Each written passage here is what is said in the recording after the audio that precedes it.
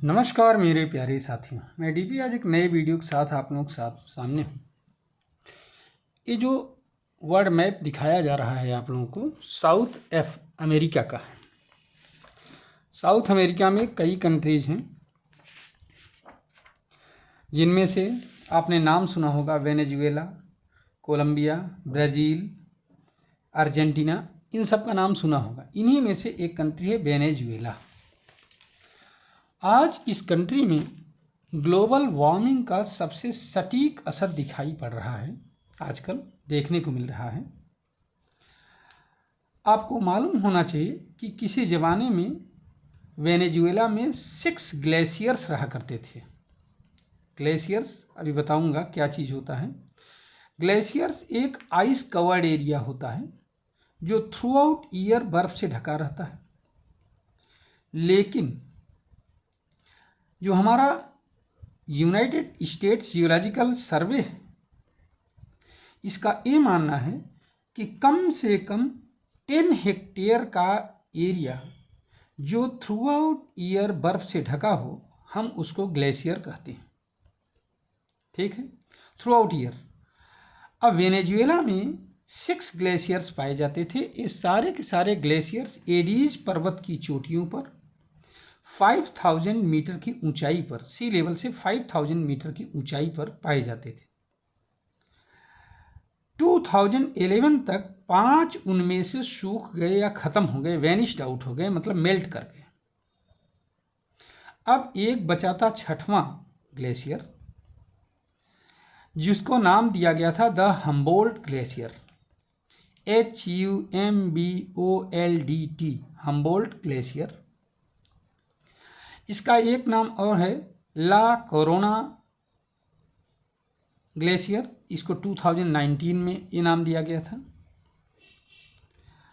तो ला corona glacier भी कहा जाता है इसको।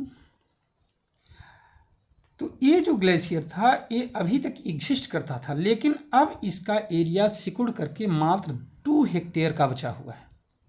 अर्थात जो इंटरनेशनल नॉर्म है कम से कम 10 हेक्टेयर का एरिया, आइस कवर्ड एरिया होना चाहिए, वो ख़त्म हो गया। तो इस तरह से वेनेजुएला में जो भी 6 के 6 ऑल दी 6 ग्लेशियर्स, 6 के 6 ग्लेशियर क्या हो गए, ख़त्म हो गए। अगर हम ग्लेशियर के डिसअपियर होने का कारण ढूंढें वेनेजुएला में, तो कारण ये समझ में आता है कि जो एवरेज ग्लोबल टेम्परेचर है ये 1880 से अब तक, अर्थात 2023 तक 1.1 डिग्री सेल्सियस लगभग बढ़ चुका है। ये ग्लोबल वार्मिंग का असर है। हमें मालूम है कि जो एंडीज पर्वत है, एंडीज पर्वत की जो श्रेणियां हैं, वो Argentina, Bolivia, Chile, Colombia, Ecuador, Peru, Venezuela, इनसे होकर के पास होती है। और इस साल, मतलब लगभग पिछले 70 सालों में 7 डिकेड्स अर्थात 70 ईयर्स में पिछले जो टेम्परेचर है यहाँ का, वो लगभग 0.1 डिग्री सेल्सियस बढ़ गया है। यही ग्लेशियर्स के लॉस्ट का सबसे बड़ा कारण है। इसके अलावा एल नीनो इफेक्ट है इस साल। एल नीनो इफेक्ट आप सभी लोग जानते हो कि इस इफेक्ट की वजह से पैसिफिक ओशन में, इक्वेटोरियल रीजन में पानी, ओशन का वाटर गर्म हो जाता है और इसका बहुत सारा असर पड़ता है, जिसमें कई एरियाज में सूखा होने का भी असर पड़ता है। तो इसके वजह से भी काफ़ी नुकसान है। अब सवाल ये पैदा होता है कि इनका क्यों इतना, मतलब कि ग्लेशियर्स का मेल्ट होना इतना क्यों परेशानी का कारण है।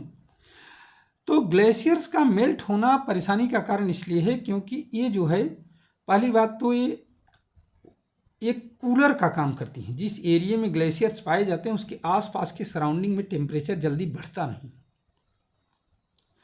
दूसरी बात, ग्लेशियर्स के मेल्ट होने से सी लेवल बढ़ता है। हालांकि अभी इसका नहीं, लेकिन और जगहों के ग्लेशियर जब मेल्ट होंगे तो सी लेवल बढ़ेगा।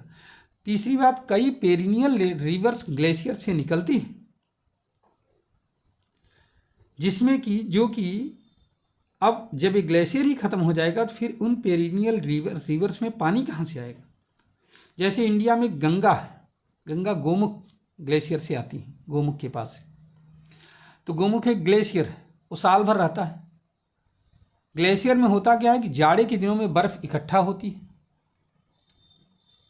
और गर्मी के दिनों में यही आइस जो है वो मेल्ट होती है धीरे धीरे करके, तो पानी नदियों में पहुंचता रहता है।